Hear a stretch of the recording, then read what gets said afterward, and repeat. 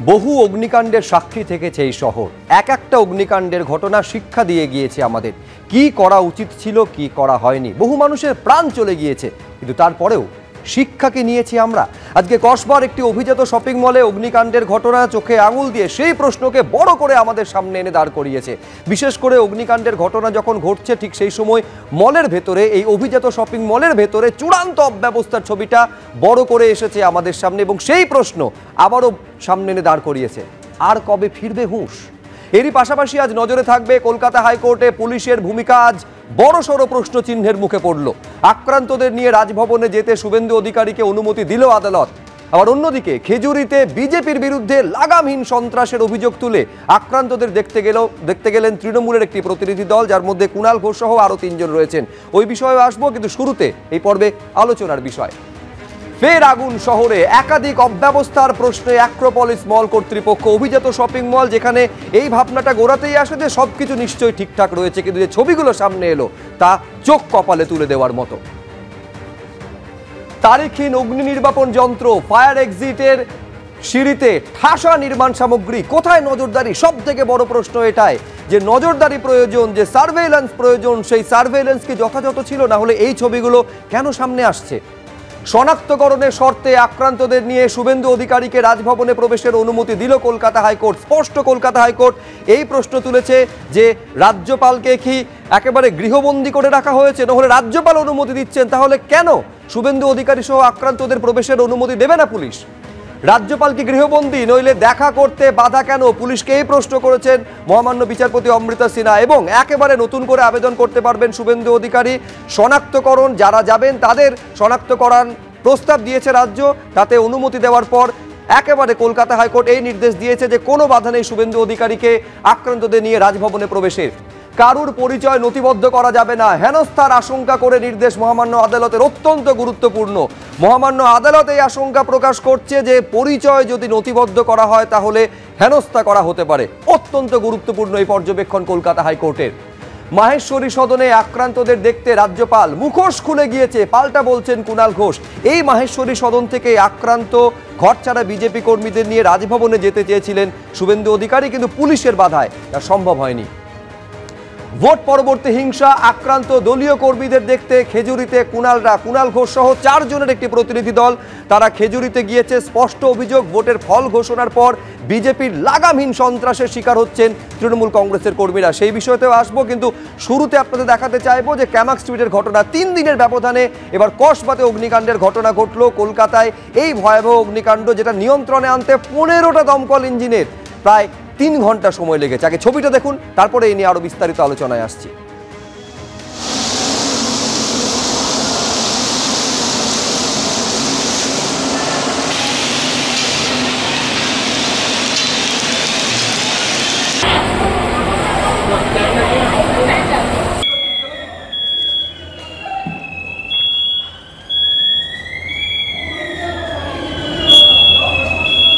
चलो चलो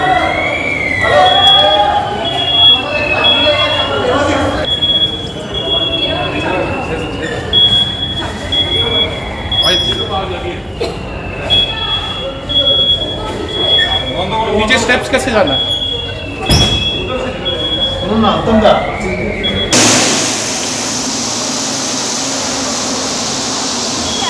মল 3rd ফ্লোরে আগুন লেগেছে এমনটাই জানা যাচ্ছে। আমি সেই চিত্রটাই দেখিয়ে দিচ্ছি, একেবারে ধোঁয়ায় ধোঁয়ায় কিন্তু চারিদিক ছেয়ে গেছে। 3rd ফ্লোরে কি করে আগুন লেগেছে সেটাই এখন সব খতিয়ে দেখা হচ্ছে। ইতিমধ্যেই কিন্তু ফায়ার ইঞ্জিন এসেছে এবং সঙ্গে সঙ্গে অ্যাক্রোপলিস মল থেকে যারা ছিলেন ভেতরে সঙ্গে সঙ্গে তাদেরকে কিন্তু বের করে দেওয়া হয়েছে।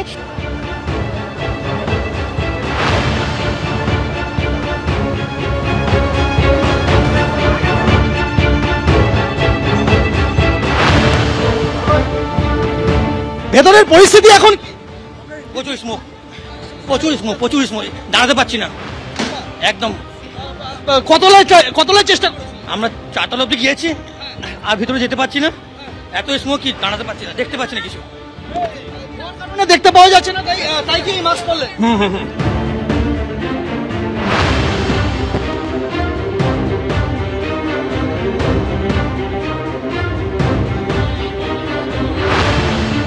যে ছবি আমরা তুলে ধরছি, আমরা রয়েছে গীতাঞ্জলি স্টেডিয়ামে, মূলত গীতাঞ্জলি স্টেডিয়ামে যে দিকটা রয়েছে সেই দিকটা কিন্তু ব্যবহার করা হচ্ছে কর্মীদের বের করার জন্য, আর এর ঠিক উল্টো দিকটা, সেই উল্টো দিকটা কিন্তু ব্যবহার করা হচ্ছে মূলত দমকল কর্মীদের তাদের যে ফায়ার অপারেশন, সেই ফায়ার অপারেশনের জন্য। এবং এর পাশাপাশি কিন্তু দেখা যাচ্ছে যে তারা ভিতরে ঢুকছেন অক্সিজেন মাস্ক পরে, দমকল কর্মীরা তারা ভিতরে ঢুকছেন। মলের কর্মীদের অভিযোগ অনুযায়ী ফায়ার এক্সিট ক্লিয়ার ছিল না। অনেকক্ষণ ধরে ফায়ার অ্যালার্ম বাজছিল, তারপর আমাদেরকে বলা হলো যে বেরিয়ে যেতে। আমরা তখন আস্তে আস্তে বেরোতে শুরু করলাম, সিঁড়ি দিয়ে আমরা নামলাম সবাই। অনেক অবস্ট্রাকশন ছিল, the stairs was not clear, মানে অনেক কিছু স্টেয়ারে রাখা ছিল, যার জন্য অনেক ডিফিকাল্টি হয়েছে আমাদের নামতে, অনেক ডিফিকাল্টি হয়েছে। আরে প্রচণ্ডভাবে হয়ে গেছে হঠাৎ, তাও তো আমরা আগে নেমে চলে এসেছি, কিন্তু এখন তো আস্তে আস্তে আরও বেড়ে যাচ্ছে। এখনো কি ভেতরে কেউ না, নামছে, সবাই নামছে, তবে সিঁড়ির কন্ডিশন এত বেশি, যে মালপত্র পড়ে আছে ওখান থেকে নামতে নামতে অনেক বেশি টাইম লেগে যাচ্ছে। ভরা আছে ওখানে মেটেরিয়াল, রড ফড বালি সব ভরা আছে। ফায়ার এক্সিট সেটা জিনিসে বলে। হ্যাঁ,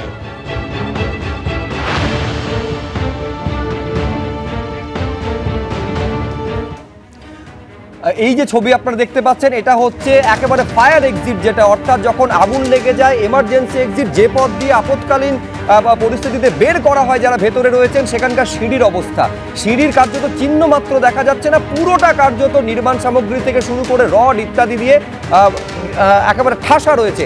এই অবস্থায় যারা ধরুন 21 তলার একটা শপিং মল, সেখান থেকে যারা নামছেন, আরও বড় যে বিপদ ঘটে যায়নি তা আমি বলছি সৌভাগ্যজনক। সেটা আরো বড় বিপদ ঘটে গেলে তার দায় কে নিত, সব থেকে বড় প্রশ্ন এটা। আমি এইখানে একবার দর্শকদের 14 বছর আগে ঘটনা স্মরণ করিয়ে দেবো, তারপর আমি একেবারে দমকলের প্রাক্তন সহ অধিকর্তা উদয়নারায়ণ অধিকারীর কাছে আসবো।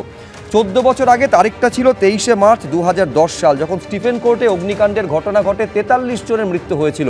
একটা গুরুতর অভিযোগ সামনে এসেছিল যে ছাদে যাওয়ার সিঁড়ি, যেটা সিঁড়িতে ওঠার মুখে কোলাপসিবল গেটটা তালা বন্ধ করা ছিল, তারা বেরোতে পারেননি এবং বেরোতে না পেরে দম বন্ধ হয়ে আগুনে ঝলসে মানুষগুলো জীবন্ত পুড়ে মারা গিয়েছিল। প্রশ্ন উঠেছিল এই ঘটনা থেকে আমরা শিক্ষা নিলাম তো? আমি বলছি উদয়বাবু, এই যে ছবিটা আজকে দেখা যাচ্ছে, এই গাফিলতি বলুন, উদাসীনতা বলুন, এই দায়টা কার? একটা নজরদারি তো থাকার কথা, সেই নজরদারি থাকলে আজকে এই ছবি আমাদের দেখতে হতো। দায়টা তো আমাদের ডিপার্টমেন্টের, এবার আমাদের ডিপার্টমেন্টের দায়, এবং এ দায় চিরস্থায়ী হয়ে যাবে যদি না ডিপার্টমেন্টের করাপশনটাকে মানে এলিমিনেট তো করা যাবে না, কিন্তু ম্যাক্সিমাম রিডিউস না করা যায়। আর সেই রিডিউসটাও করা যাবে না, কারণ ডিপার্টমেন্টের একদম আপার মোস্ট পোস্ট থেকে গ্রাসরুট লেভেলে স্টেশন অফিসার পর্যন্ত ইনভলভ। এবং আমার 32 বছরের চাকরিতে যেটা দেখিনি, পরবর্তীকালে 12 বছর রিটায়ার করেছি, তার মধ্যে যা দেখেছি, ফায়ার ব্রিগেডের অফিসারকে অ্যান্টি করাপশন বাড়িতে রেড করছে, 40 লক্ষ টাকা উদ্ধার করছে, 10টা ব্যাংক অ্যাকাউন্ট সিজ করছে, জেল খাটছে, একাধিক, একটা নয়, মানে now it is a regular affairs. তাহলে এত যদি করাপশন থাকে, কিন্তু এর মূলে কিন্তু ডিপার্টমেন্টের হায়ার অথরিটি, অর্থাৎ আমাদের আইনের সেকশন 11F এবং 11G দুটো যদি ইমপ্লিমেন্ট করে, করাপশন অনেকটাই এলিমিনেট করে আনা যায়। সেটা করে না ভেস্টেড ইন্টারেস্টে, প্রত্যেকের ভেস্টেড ইন্টারেস্ট আছে। মানে আমি আপনাকে দায়িত্ব নিয়ে বলতে পারি, বর্তমান যে ডিজি আছে সে ইনভলভ, তার সাথে যে প্রিন্সিপাল সেক্রেটারি আছে সেই, এরা কেউ অনেস্ট না, এরা সব ডিসঅনেস্ট। অতএব you can't imagine, you can't expect that the grassroot level group A officer shall be honest. ওরা ওই কারণেই ডিসঅনেস্ট, এরা dishonest, followed by they are also dishonest. এই ডিসঅনেস্টি মানে এলিমিনেট করার জন্য আইনে সেকশন দেওয়া আছে, সেটাকে সুপারসিড করে, সেটাকে ইমপ্লিমেন্ট না করে এরা নিজেদের খুশি মতন ডেলি আইন তৈরি করে। এর এগেনস্টে হাইকোর্টে পিআইএল পেন্ডিং আছে। সুতরাং এই যে আপনি বলছেন এখানে আমাদের দায়বদ্ধতা নাই, প্রত্যেকটা জায়গাতে যেখানে আমরা লাইসেন্স অথবা এনওসি ইস্যু করি, ইস্যু করার সময় কোনো কিছু কম্প্রোমাইজ করা উচিত নয়, আমরা করি টাকার বিনিময়ে। আবার যখন ওরা রিনিউয়ালের জন্য অ্যাপ্লিকেশন করে, আমাদের দায়বদ্ধতা যাব ফিজিক্যালি দেখবো যে আমার যা রেকমেন্ডেশন দিয়ে এনওসি দিয়েছিলাম বা লাইসেন্স দিয়েছিলাম everything is in existence, then only I will issue. সহ অধিকর্তা মারাত্মক অভিযোগ করছেন। আমি এখানে সলিল ভট্টাচার্যের কাছে আসতে যাবো। আমি বলছি সলিলদা, সাধারণ মানুষের কথা যদি বলেন, একটা মানুষ যখন এইরকম একটা 21 তলা অভিজাত শপিং মলে যখন যাচ্ছেন, এইটা ভেবেই তো যাচ্ছেন নিশ্চয়ই সুরক্ষা ব্যবস্থা যথাযথ আছে, আমি সুস্থভাবে গিয়ে সুষ্ঠুভাবে ফিরে আসতে পারবো। আমি এইখানে এই যে ছবিগুলো দেখতে পাচ্ছেন, এই ছবিগুলো হচ্ছে ফায়ার এক্সটিংগুইশার, একটার মধ্যে তারিখের উল্লেখ নেই। আমি বলছি আগুন লাগলে যারা এই মলের দায়িত্বে রয়েছেন তারা সঙ্গে সঙ্গে আগুনটা নিয়ন্ত্রণে আনার জন্য সঙ্গে সঙ্গে যেটা ব্যবহার করে থাকেন সেটা এই ফায়ার এক্সটিংগুইশার। এই অগ্নি নির্বাপন যন্ত্রগুলো পরপর সাজানো আছে, শুধুমাত্র ওই শোকেসে যেমন সাজানো থাকে, একটার তারিখ উল্লেখ। আমি বলছি সলিল, আপনি মানবেন যে যারা সেখানে যাচ্ছেন, এক তো হচ্ছে প্রচুর অফিস রয়েছে, মাল্টিপ্লেক্স রয়েছে, পাশাপাশি একাধিক দোকান রয়েছে, ফুড কোর্ট রয়েছে, এ মানুষের জীবনের সঙ্গে ছিনিমিনি খেলা হচ্ছে প্রতিদিন। দেখো সুন্দরজিৎ, এখানে কিন্তু বেশ কয়েকটা অথরিটি ইনভলভড আছে। এক নম্বর হচ্ছে দেখো pollution control board, main importantly হচ্ছে ফায়ার ব্রিগেড অথরিটি। দেখো তোমার এক্সিট এমার্জেন্সি ফেসিলিটি আছে কিনা, ফায়ার ডোর আছে কিনা, fire extinguisher without expiry date, এবং খালি তাই না, এমার্জেন্সি এক্সিট ফেসিলিটিসের নির্মাণ সামগ্রী রেখে জায়গাটাকে, তোমার যেমন স্টিফেন কোর্টের কথা বললে গেটে তালা দেওয়া, এখানেও সে তালা, দ্যাট টাইমটা বস্তু সেম থিং, এখনো এটাও সেম, যেভাবে নির্মাণ সামগ্রী ও এক্সিট ফেসিলিটি। আপনি ভাবতে পারেন সলিলদা, এই মল কর্তৃপক্ষ বলছে কো এরকম কিছু আছে বলে তো আমি জানি না। মল কর্তৃপক্ষ জানেন পর্যন্ত না যে এই যে এক্সিটের অর্ধেকটা রাস্তা ব্লক করা আছে। মল কর্তৃপক্ষ জানে এবং এস্টাবলিশমেন্ট অথরিটিরাও জানে, প্রত্যেকে জানে। কিন্তু দেখো কোনো পিরিয়ডিক্যাল ভিজিট নেই, কোনো সারপ্রাইজ ভিজিট নেই। ফায়ার ফাইটিং অথরিটি যারা, ফায়ার ব্রিগেড অথরিটি যারা, তারা একটা সারপ্রাইজ ভিজিট করে, চেক করে, যেখানে আগুনের ব্যাপার আছে, কিচেনগুলো চালু রয়েছে। কয়েকদিন আগে তোমার ক্যামাক স্ট্রিটে যে ফায়ারটা হলো, সেটাও কিন্তু same repetition of same thing. তারপরে কিন্তু আজকের এই ঘটনাটা ঘটলো। এরপরেও যদি সজাগ না হয়, এরপরেও যদি মানুষের ঘুম না ভাঙে, আজকে কিন্তু আমরা খুব সৌভাগ্যবান যে আজকে রাজধানীর বহু নাগরিক কিন্তু আজকে একটা বিরাট দুর্ঘটনার হাত থেকে বেঁচে গেছে। সুতরাং আজকে এরপরে কিন্তু আর কোনো কম্প্রোমাইজ করা উচিত না। গভর্নমেন্টাল অথরিটিস যারা আছে, প্রত্যেকে যারা যারা এই ব্যাপারে ইনভলভ, তাদের কাছ থেকে এক্সপ্লানেশন সিক করা উচিত, এবং যারা যারা দোষী মনে হবে তাদের এগেইনস্টে তাদের রিপ্রিমেন্ড করা উচিত, এবং তাদের এগেইনস্টে দমকল মন্ত্রী গেছিলেন এবং তিনি বলছেন যে ঘটনার পূর্ণাঙ্গ তদন্ত হবে। দেখুন, এইরকম যখন অগ্নিকাণ্ডের ঘটনা ঘটে সরকারের তরফে আশ্বাস হয়, কোনো সন্দেহ নেই, কিন্তু সেই আশ্বাসের বাস্তবায়ন, কমিটি গঠন থেকে শুরু করে ফায়ার অডিটের কথা পর্যন্ত বলা হয়, বাস্তবায়ন এবং তার প্রতিফলন লক্ষ্য করা যায় কি? যদি যায়, এই ঘটনা দিনের পর দিন, এই অব্যবস্থা দিনের পর দিন দেখা যাবে কেন? দেখুন, একটা প্রশ্ন বারে বারে ওঠে যে আবাসন থেকে শুরু করে যে বাজার, সেখানে যে দমকল বিভাগ বা যে সরকারের তরফে অভিযান, মাঝে মধ্যে অভিযান চালানো দরকার, যে অভিযানটার জন্য সব ব্যবস্থাপনা ঠিকঠাক আছে কিনা সেটা সামনে আসবে। আজকে বিজেপির তরফে সাংবাদিক বৈঠক করে বলা হচ্ছে এই অভিযান এবার থেকে বিজেপি চালাবে। দেখুন, আমরা আমাদের দলের পক্ষ থেকে সিদ্ধান্ত নিয়েছি যে আমাদের যে বিধানসভার পরিষদীয় দল আছে, সেই পরিষদীয় দলের সদস্যরা বিভিন্ন গ্রুপে ভাগ করে অ্যাট র্যান্ডম বিভিন্ন কর্পোরেশন বা মানে সরকারি আওতায় যে বাজার আছে সেই বাজার, এবং এখানে যে বহুতল বাড়ি আছে, যে হাউজিং কমপ্লেক্স আছে, সেখানে ভিজিট করবে। কয়েকটি জায়গায় নেতৃত্ব দেবেন আমাদের বিরোধী দলনেতা শুভেন্দু অধিকারী, এবং এছাড়াও আমাদের যতজন বিধায়ক আছেন তারা ছোট ছোট গ্রুপ করে অবিলম্বে অন্তত এই এজেন্ডাকে নিয়ে আমরা কলকাতার মানুষের সামনে যাব। আপনার প্রদীপ্ত, যেটা সরকারের কথা করার কথা সেটা সমীপ ভট্টাচার্য বলছেন বিজেপি করবে এবার থেকে। না, বিজেপির ঘরে রাজনৈতিক আগুন লেগেছে, সেটা সামাল দিতে ব্যস্ত হয়েছে বোধহয়, এখন নতুন দিকে মোড় ঘোরাচ্ছে।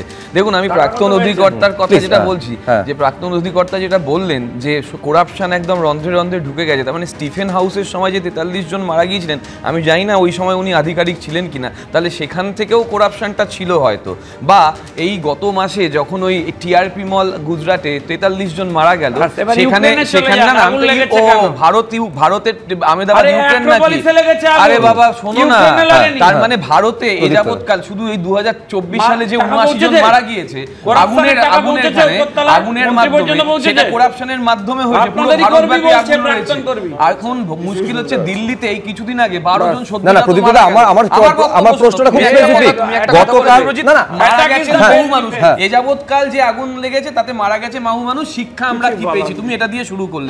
শিক্ষা এটাই শিক্ষা আমরা এটাই পেয়েছি যে এখানে ইভ্যাকুয়েশন করা গিয়েছে এবং যথার্থ সময়ে দমকল কর্মীরা গিয়ে আগুন নিভিয়েছে। কিন্তু এই ছবিটা কি যথাযথ? প্রাইভেট ব্যবস্থাপনায় আমি বলছি এক্সিট যেটা আমি এক হচ্ছে এভাকুয়েশন প্ল্যান যথাযথ ছিল কিনা, সেটা যদি থেকে থাকে তাহলে এক্সিটের অবস্থা, সিঁড়ির অবস্থা এরকম হতে পারে না যেখানে অর্ধেকটা একেবারে এরকম নির্মাণ সামগ্রী দিয়ে ঘটা ভর্তি রয়েছে।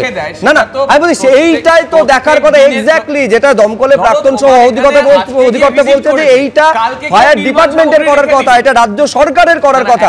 আমার স্পেসিফিক প্রশ্ন, আমি ছোট্ট বিরতির পর দিয়ে দিই যে যখন তোমার এখানে ভিজিটিং হলো, তোমারও তো একটা কর্পোরেট সংস্থা এখানে আজকে এসে ভিজিট হয়ে গেল, কালকে যদি তুমি তোমার ঘরের সামনে কোনো একটা মাল রেখে যাও, তুমি দমকলকে দোষ দেবে? এটা মনে হচ্ছে, এটা থেকে তাই মনে হচ্ছে। আমি শঙ্কুদেব পণ্ডার কাছে আসবো। আজকে যে শ্রমিক ভট্টাচার্য বলছেন যে বাজার এলাকা থেকে শুরু করে আবাসনগুলোতে বিজেপির তরফে তারা যেতে চলেছেন, তোমরা যেতে চলেছো, অনেকে এরকমটা বলছেন শঙ্কু, যে তার মধ্যে সচেতনতা বোধ বা দায়িত্ববোধ যত না আছে আর তার থেকে অনেক বেশি রাজনীতি আছে। কীরকম সেটা? গ্রামের থেকে যেহেতু শহুরে এলাকায় ভোটের নিরিখে, ভোট শতাংশের নিরিখে বিজেপি এগিয়ে রয়েছে, সেই ভোট ব্যাংক যাতে অটুট থাকে বিধানসভা নির্বাচনের আগে, সেটাই মূল লক্ষ্য। স্যার, রাজনীতি থাকুক আর যা থাকুক, একটা সচেতন রাজনীতি থাকা জরুরি, মানুষ তাকে বাঁচুক তারপরে। কারণ আপনাকে একটা জিনিস বুঝতে হবে, এটা যদি পুরনো কলকাতার কোনো বাড়ি হতো, এই ধরনের ঘটনা ঘটতো, আমি বুঝতাম যে স্ট্রাকচার পুরনো, কোনোভাবে আপনারা অ্যাডজাস্ট করতে পারছেন না। একটা নতুন বিল্ডিং কনস্ট্রাকশন হয়েছে, আমি অভিযোগ করতে চাই না, কিন্তু আপনারা খতিয়ে দেখুন এই মলের মালিককে, আমি সরাসরি অভিযোগ করছি, শাসক দলের ঘনিষ্ঠ ব্যবসায়ী, এই যে স্টেডিয়ামটা তৈরি করেছে, দেখবেন মলের পাশে থামানো লাগে প্রত্যেকদিন 2023 5 জন করে মারা যায় দিল্লিতে। তুমি লোক পাঠিয়েছিলে? পাঠাওনি। 43 জন মারা গেল, পাঠিয়েছিলে লোককে? হ্যাঁ, আপনাকে মনে রাখতে হবে এই যে মলটাও বানিয়েছে, এটা হচ্ছে পিপিপি প্রজেক্ট ছিল, পাবলিক প্রাইভেট পার্টনারশিপ। আপনি দেখবেন পাশে একটা স্টেডিয়াম আছে, সেই স্টেডিয়াম আর এই মল করবার ক্ষেত্রে কি কি প্রিভিলেজ উনি পেয়েছেন, হ্যাঁ জানতে হবে আপনাকে। এত কিছু পাওয়ার পরেও এত মানুষ ওখানে যান, এই বেসিক জায়গা ওনারা মেইনটেইন করবেন না। টিআরপি মলে পেয়েছিল কি এরকম ভাবে? ঠিক এইভাবেই কি টিআরপি মলে যেখানে 33 জন মারা গেল এই মে মাসে, 33 জন মারা গেল, আমার এখানে কেউ মারা যায়নি, 33 জন মারা গেল টিআরপি মল গুজরাট মডেল। এবার থামান 33 জন মারা গেল টিআরপি মল গুজরাটে কত টাকা খেয়েছিল? প্রমাণ নেতা কত টাকা পেয়েছিল? আমার বক্তব্য এটাই, সে রাজনৈতিক ঘনিষ্ঠতা থাকুক বা না থাকুক, মূল প্রশ্ন হচ্ছে সাধারণ মানুষের জীবনের নিরাপত্তা কেন সর্বাগ্রে থাকবে না। আর আমি এইখানে দর্শকদের দেখাতে চাইবো যে কলকাতা হাইকোর্ট গতকাল, আপনারা জানেন যে শুভেন্দু অধিকারী যারা একেবারে বিজেপির, যারা ভোট পরবর্তী সন্ত্রাসের শিকার, তাদের নিয়ে যখন রাজভবনের দিকে যাচ্ছেন, বাধা দেওয়া হয়েছিল, 144 ধারা জারি রয়েছে এই যুক্তি দেখিয়ে। আজকে কলকাতা হাইকোর্টে যখন মামলা করেন শুভেন্দু অধিকারী, সেইখানে একেবারে মহামান্য বিচারপতি এই প্রশ্ন তুলছেন যে রাজ্যপালকে কি গৃহবন্দী করে রাখা হয়েছে? যদি তা না হয় তাহলে অনুমতি থাকা সত্ত্বেও কেন দেখা করতে দেওয়া হচ্ছে না? আগেও বহুবার শুভেন্দু অধিকারী রাজভবনে গেছেন, কখনো তো বাধা দেওয়া হয়েছে কি? পুলিশকে এই প্রশ্ন করেছেন মহামান্য বিচারপতি অমৃতা সিনহা। আমি এইখানে প্রদীপ্ত মুখোপাধ্যায়ের কাছে আসতে চাইবো যে মূল বিষয়টা তো এটাই যে রাজ্য সরকার এবং পুলিশের ভূমিকা আবারও বড়সড় প্রশ্নচিহ্নের মুখে পড়ে গেল। কেন বলছি এই কথা? এক হচ্ছে এই মন্তব্য বা অবজারভেশন পর্যন্ত মহামান্য বিচারপতি করছেন যে যারা যাবেন শুভেন্দু অধিকারীর সঙ্গে, যারা যাবেন শুভেন্দু অধিকারীর একজন সহকারী থাকবেন যিনি তাদের আইডেন্টিফাই করবেন বা শনাক্তকরণ করবেন, কিন্তু কারোর পরিচয় নথিবদ্ধ করা যাবে না, হেনস্থা করা হতে পারে পরবর্তীকালে, এই আশঙ্কা স্বয়ং কলকাতা হাইকোর্ট তুলছে। এটা মারাত্মক সংশয় প্রকাশ করেছেন। এরকম সংশয় আমরা বিভিন্ন সময় দেখেছি। প্রশাসনিক এবং আইনগত ব্যাপার প্রশাসন, আইন বিভাগরা দেখে নেবে, কিন্তু এর একটা রাজনৈতিক দিক আছে। দেখো, হঠাৎ করে সন্দেশখালী বসিরহাট নিয়ে একটা খবর বেরিয়েছিল, মনে আছে? যে 7 কোটি টাকা এসছে, আমরা তো টাকা পাইনি, টাকা কোথায় গেল? এখন টাকা কোথায় গেল সে তথ্য তো কোথাও আসছে না। এখন 200 জনকে নিয়ে একটা পলিটিক্যাল ট্যুরিজম চলছে, সেই পলিটিক্যাল ট্যুরিজম নিয়ে এই টাকাটা মূল প্রশ্ন থেকে তুমি ডেভিয়েট করছো। সেকেন্ড প্রদীপ্ত মুখোপাধ্যায়, মূল প্রশ্ন থেকে তুমি ডিভিয়েট করছো। এক সেকেন্ড শঙ্কুদেব পান্ডার কাছে পরে আসবো। প্রদীপ্ত দা, বেসিক প্রশ্নটা বোঝার চেষ্টা করো। কলকাতা হাইকোর্ট এই কথা বলছে যে যখন স্বয়ং মহামান্য রাজ্যপালের অনুমতি আছে, তাহলে কেন রাজ্যপালকে তো গৃহবন্দী করে রাখা হয়নি, তাহলে কেন আটকানো হবে কেন? এটা তো কলকাতা হাইকোর্ট প্রশ্ন তুলছে। রাজ্যপাল গিয়ে দেখে আসুন না, রাজ্যপাল যেমন আজকে গিয়ে দেখে এলেন 200 জনের কাছে, সেই 200 জনেরটা দেখে আসুন না গিয়ে। আমি রাজ্যপাল কি করবেন সেটা স্টুডিওতে বসে প্রদীপ্ত মুখোপাধ্যায় ঠিক করে দেবেন না? না, তাহলে পুলিশ কি করবে সেটা কি প্রদীপ্ত মুখোপাধ্যায় ঠিক করবে নাকি? এটাই তো প্রশ্ন, পুলিশের রোলটাই আজকে কোয়েশ্চেন হয়েছে কোর্টে। সেই কোশ্চেন পুলিশ উত্তর দিয়ে দেবে ঠিক করে, কিন্তু এত রাজনৈতিক দিকটা প্রদীপ্ত মুখার্জি বলতে পারে যে সুকান্ত মজুমদার থেকে শুরু করে দিলীপ ঘোষ এরা একে অপরের বিরুদ্ধে বারবার বলছে। আজকে শঙ্কুদেব পান্ডা আরেকজন লোক ওখান থেকে যে ক্রিকেটার ছিল, ফুটবল বল করত, সে এবং দিলীপ ঘোষ আমি নিশ্চয়ই শঙ্কুদেব পান্ডা উত্তর দেবেন, কিন্তু তার আগে একেবারে পুলিশের রোলে আমি সলিল ভট্টাচার্যের কাছে আসবো। আমার মনে আছে সলিলদা গতকাল এই 6টাতে এই প্রশ্নটাই আপনাকে করেছিলাম যে যখন রাজ্যপালের অনুমতি রয়েছে সেখানে পুলিশের এই ভূমিকা অতি সক্রিয়তা বলে বিজেপি অভিযোগ করছে, আইনে কি ব্যাখ্যা রয়েছে? আজকে কিন্তু কলকাতা হাইকোর্ট সেই একই প্রশ্ন করছে যে যখন রাজ্যপালের অনুমতি রয়েছে তখন রাজ্যপাল তো গৃহবন্দী নেই, তাকে আটকানো কেন দেখা করতে দেওয়া হবে না যখন রাজ্যপালের অনুমতি রয়েছে? সলিল ভট্টাচার্য, দেখো এটা তো কোনো আইনত কোনো ব্যাখ্যা নেই বলেই তো স্ট্যামারিং করছে আজকে। আজকে রাজ্য পুলিশের হয়ে যিনি দাঁড়িয়েছিলেন তিনি স্ট্যামারিং করছেন, 1 নম্বর। 2 নম্বর বলেছে কেউ তো ওখানে ভেতরে ঢোকার কথা বলেনি। মানে তুমি এটা কিন্তু একটা প্রিমেডিটেটেড প্ল্যান, একদম প্রিমেডিটেটেড অ্যারেঞ্জমেন্ট যে ঢুকতে দেয়, যার জন্য 3খানা ব্যারিকেড করেছে। যেন বিরাট দস্যু, যেন সমুদ্রের ওপারে দস্যু আসছে, দস্যুরা পুরো দল বেঁধে আসছে, আগের থেকে জানিয়ে কালু ডাকাত বলে দিয়েছে তোর বাড়িতে আজকে ডাকাতি করবো, আগে চিঠি পাঠিয়ে দিয়েছে যে তোর বাড়িতে ডাকাতি করবো বলে। এইরকম একটা পুলিশ ম্যাসিভ পুলিশ অ্যারেঞ্জমেন্ট করেছে 144 পমাল গেটের নাম করে, যেখানে তোমার 5 দিন ধরে মঞ্চ করে সভা হয়েছিল, কাতারে কাতারে লোক এসেছিল, বিনিদ্র রজনী কাটিয়েছিল 5টা দিন, সেখানে 144 কিন্তু ইনভোগ হলো না। আর গতকাল তোমার এই প্রশ্নের উত্তরে আমি তোমার এই প্রশ্নের উত্তরে আমি এটাও বলেছি, তোমার এই প্রশ্নের উত্তরে আমি গতকাল এটাও বলেছিলাম, যদি সদিচ্ছাই থাকতো, যখন পারমিশন অনারেবল গভর্নরের যখন পারমিশন রয়েছে, একজন সিনিয়র অফিসারকে ভেতরে পাঠাতো, সেক্রেটারি বা পিএসওর সঙ্গে কথা বলে হোয়াট ইজ দ্য প্ল্যান, কিভাবে ঢুকবে না ঢুকবে, বা এলওপি যদি 5 জন লোক নিয়ে উনি অ্যালাউ করেন সেটা করতে পারে, দলবদ্ধভাবে নাও করতে পারেন, সেটা পরের কথা। কিন্তু সেরকম কোনো প্ল্যান ছিল না। প্ল্যান ইজ দিস যে এদের ঢুকতে দেওয়া যাবে না, এবং সেটাই খুব রিজিডলি ফলো করেছে, যেটা আজকে হাইকোর্ট একদম পরিষ্কার ভাষায় ভৎসনা করেছেন। একেবারে আমি এইখানে দর্শকদের দেখাতে চাইবো যে রাজ্যপাল তিনি আজকে সাংবাদিকদের মুখোমুখি হয়েছেন, এবং একইভাবে যে শুভেন্দু অধিকারীকে অনুমতি দেওয়া সত্ত্বেও কেন প্রবেশের করতে দিল না পুলিশ, সেই প্রশ্ন যেমন মহামান্য রাজ্যপাল তুলেছেন, পাশাপাশি মারাত্মক অভিযোগ করছেন। তিনি বলছেন যে নিরপরাধ মানুষদের বন্দুকের নলের সামনে রাখা হচ্ছে, আর এটা কোনো সভ্য সরকার হতে দিতে পারে না। কি বলছেন রাজ্যপাল দেখুন। I promised you this morning that I'm waiting for some input from the government on the issue of violence, and then we'll be able to give you my comments. At the outset, let me regret to say that there has been no response from the government. When the poor people came to meet the governor with permission to air their grievances, they were prevented. But this, you know, truth like murder will one day be out. I would like to be a people's governor. Therefore, I went to see them. I spent time with them. What I heard was the deep pangs of innocent people who were at the gunpoint of the goons. This does not bring credit to any civilized government. Government has to do its duty. If government fails to do its duty, the constitution will take its own course.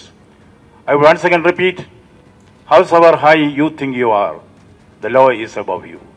That is the situation that is there, prevailing in Bengal now. I, as a humble governor, will exercise all my obligations and duties to the constitution, boldly, fearlessly, timely. I will intervene where intervention is required. Whatever be the governmental intimidation on me, it is not going to click. Intimidation and threat is not going to have any value in a constitutional government. And mind you, Indian democracy has the inner strength. Indian constitution has the inner strength to see that everybody is brought in line to obey the constitution of India and observe the rule of law. Sankudeb Panda. আমি আজকে কুণাল ঘোষকে coat করতে চাই। কুণাল ঘোষ বিশিষ্ট রাজনীতিবিদ, তিনি একবার বলেছিলেন সজল ঘোষকে গ্রেপ্তার করার পর যে পুলিশ বাড়াবাড়ি করছে এবং দায়িত্ব নিয়ে একটা বিজেপির ইস্যুকে জাস্টিফাই করার জন্য কোমর বেঁধে নেমে পড়েছে। গতকাল কলকাতা পুলিশ যে ঘটনা ঘটিয়েছে তাতে এই কুণাল ঘোষের বক্তব্যটা আবার এস্টাবলিশড হয়। ভাই, কলকাতা পুলিশের কাছে আমার বক্তব্য যে একজন বিরোধী দলনেতা, এটা কি ইমার্জেন্সি চলছে যে তিনি রাজ্যপালের ঘরে যেতে পারবেন না? একজন বিরোধী দলনেতা, এটা কি পাক অধিকৃত কাশ্মীর নাকি যে ফ্রিলি মুভ করতে পারবেন না? আচ্ছা, আমি বলছি শঙ্কুদেব পণ্ডা, তুমি কুণাল ঘোষের কথা যেহেতু উল্লেখ করলে, আমি এইখানে দর্শকদের একবার দেখি, আবার শঙ্কুর কাছে আসবো যে আজকে মাহেশ্বরী সদনে যে বিজেপির আক্রান্ত ঘরছাড়া কর্মীরা ছিলেন, যেখান থেকে রাজভবনে নিয়ে যাওয়া হয়েছিল মাহেশ্বরী সদনে, সেই আক্রান্ত কর্মীদের আজকে বিজেপি কর্মীদের দেখতে গিয়েছিলেন রাজ্যপাল সিভি আনন্দ বোস। তাকে কটাক্ষ করেছেন কুণাল ঘোষ, কিভাবে দেখুন। উনি তো রাজ্যপাল নিজের পার্টি কলিগদের কাছে গেছেন, নিজে পার্টির, উনি ভারতীয় জনতা পার্টির ব্যাচ বুকে নিয়ে ঘোরেন, তো ফলে ওনার পার্টির নাটক ফেল করছে, ফ্লপ করছে, তো সেখানে রাজ্যপাল সেই জায়গায় তিনি তার পার্টির সতীর্থদের সঙ্গে মঞ্চে অবতীর্ণ হয়েছেন, মুখোশ খুলে রাজনীতিতে নেমেছেন। মুখোশ খুলে রাজনীতিতে নেমেছেন রাজ্যপাল, বলছেন কুণাল ঘোষ। আমি তো জানতাম যে কুণাল ঘোষ তৃণমূল কংগ্রেসের মুখপাত্র। কুণাল ঘোষ কি তাহলে ভারতীয় জনতা পার্টি করছেন? ওনার দুর্গাপুজোতেও তো রাজ্যপাল গেছিলেন, তখন কি ওনার মনে হয়নি যে পার্টি কলিগ এসেছেন? তখন ওনার কি মনে হয়েছিল? উনি যখন এসে হাতে পায়ে ধরে রাজ্যপালকে নিজের দুর্গাপুজোতে ডেকে নিয়ে গেছিলেন, যখন উনি নিজে দেখা করতে গেছিলেন, তখন ওনার কি মনে হয়েছিল? দেখুন, খরচাটার কথা বলো না, এই 200 জনের খরচাটা মাহেশ্বরী ভবনে কোথা থেকে আসছে? তুমি তো এত দুর্নীতি সম্পর্কে তদন্ত করো, তাহলে বলো যে এই 200 জনের খরচ রেগুলার, এই 200 জনের খরচটা কোথা থেকে আসছে? যেখান থেকে আমি এসেছিলাম, এই যে আজকেই তো বললাম যে উনি দেখা করতে পারেন, উনি তো দেখা করতে গেলেন, তো উনি তো দেখা করতে গেলেন, আর উনি বলছেন যে law is not about anybody. আটকানো হয়েছিল, তাহলে উনি একটা করছেন না কেন? মলেস্টেশন, যে মলেস্টেশনের অভিযোগটা এসেছিল, সিরিয়াসের কথাই বলছি, মলেস্টেশনের অভিযোগটা বলো না যে সবার কাছে আইন সমান, আইনটা যে সমান, আমি একটা বিরোধী যাব, ওনাকে মূল্যায়ন তোমার কাছে আসছে। অফিসিয়ালি কুণাল ঘোষ অফিসিয়ালি গতকাল পুলিশকে নিশ্চয়ই মোবিলাইজ করেছেন যে আজকে যেতে দেবেন না, কালকে আমরা কাউন্টার একটা নাটক তৈরি করব খেজুরিতে গিয়ে। যদি আজকে চলে যান শুভেন্দু, আমি বলছি উল্টো অভিযোগটাও রয়েছে। একেবারে সরাসরি এই ছবিটা বিরতির পর দেখাবো যে খেজুরিতে এই অভিযোগ এসেছে যে বিজেপির দুষ্কৃতী বাহিনী তৃণমূলের কর্মী, তার সন্তান, কর্মী তো বটে, তার স্ত্রীকে পর্যন্ত মেরে হাত পা ভেঙে দিয়েছে। আমি সলিল ভট্টাচার্যের কাছে আসবো। মূল প্রশ্ন হচ্ছে সলিলদা, বিজেপি আক্রান্ত হচ্ছে, তৃণমূল আক্রান্ত হচ্ছে, প্রশ্ন হচ্ছে প্রশাসনের ভূমিকা নিয়ে। নইলে কেন এই কয়েকদিন আগে কলকাতা হাইকোর্টকে এই মন্তব্য করতে হচ্ছে যে নির্বাচনের পর যে ঘটনা ঘটেছে, পোস্টপোল ভায়োলেন্সে লোকসভা নির্বাচনের ফল ঘোষণার পর সেটাই হচ্ছে, রাজ্যকে উদ্দেশ্য করে কোর্ট বলছে আপনাদের লজ্জা হওয়া উচিত, এমনকি 5 বছর পর্যন্ত কেন্দ্রীয় বাহিনী মোতায়েনের কথা ভেবে দেখতে হবে বলে কোর্ট মন্তব্য করছে। আমি বলছি এই ঘটনাগুলোই তো চোখে আঙুল দিয়ে দেখিয়ে দেয়। আজকে যখন কলকাতা মহামান্য বিচারপতি বলছেন যে কারোর পরিচয় নথিবদ্ধ করা যাবে না, নইলে পরে হেনস্থা করা হতে পারে, এই আশঙ্কা থেকেই সামনে আসে প্রশাসনের ভূমিকা। দেখো, প্রশাসন কিন্তু সত্যি কথা বলতে গেলে অ্যাট এ লস। প্রশাসন কিন্তু কনফিউজড হয়ে যাচ্ছে, কোথায় অ্যাকশন নেবে, অ্যাকশন নিলে তার কতটা ব্যক্তিগত বিপদ আসবে, বা অ্যাকশন নিলে তাকে কতটা পলিটিক্যাল টাউট বলে দেবে, বা পার্টিকুলার কোনো বিরোধী পক্ষের লোক বলে দেবে, অথবা যদি শাসক দলের লোক হয়ে কোনো অন্যায় করলো তাকে ধরতে গেল, সেটা নিয়ে যদি আবার সে আবার সমস্যা পড়ে যায়। নিউট্রালি বলুন না, কালকে কলকাতা পুলিশ ঠিক করেছে বিরোধী দলনেতাকে আটকে, আপনি অ্যাকর্ডিং টু ল বলুন না। না, আমি তো এটা তো করতে এটা ইজ এ প্রিমেডিটেটেড প্ল্যান যে ওকে যেতে দেবে না, নাহলে ত্রিস্তরীয় গার্ডরেল বসিয়ে যেভাবে বাধা দিয়েছে। আপনি নিশ্চিত থামালাম প্রদীপ্ত মুখোপাধ্যায়, আপনি নিশ্চিত যে ওখানে বলা হয়েছে যে 4-5 জন ছাড়া যেতে পারবে না, আর সবথেকে বড় কথা রাজ্যপাল আজকে বেরোতে পারবে না। আমি শরীরটাকে থামালাম প্রদীপ্ত মুখোপাধ্যায়। সব জানেন আপনি, কোর্টের সব প্রসিডিং জানেন, তাহলে শনাক্তকরণের কথাটা কি? আরে বাবা, আপনি টিভির পর্দায় থাকেন কেন? আপনি তো এখন প্রশাসনের ব্যাপারে বলেন, আপনি প্রশাসনের আমি বলছি শঙ্কু, বেসিক প্রশ্ন এটাই। আমি বলছি একেবারে যখন তৃণমূল কংগ্রেসের বিরুদ্ধে হামলা চালানোর অভিযোগ করছো, এই একই অভিযোগ খেজুরিতে তোমাদের বিরুদ্ধে উঠছে।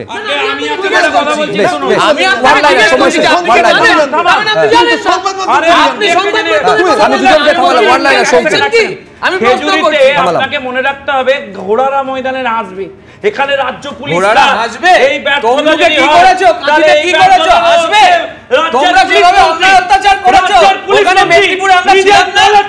রাজনৈতিক চাপানুতোরের মধ্যে ভোট কেটেছে, ভোটের ফল ঘোষণার পরে ওই পোস্ট পোল ভায়োলেন্সের যে একেবারে বৃত্ত, সেখান থেকে কারোরই কি রেহাই নেই। প্রশাসনের ভূমিকা নিয়েই বা কেন আদালতে বারবার প্রশ্ন উঠবে? এই বড় প্রশ্নটা রেখে আমি অনুষ্ঠান শেষ করব।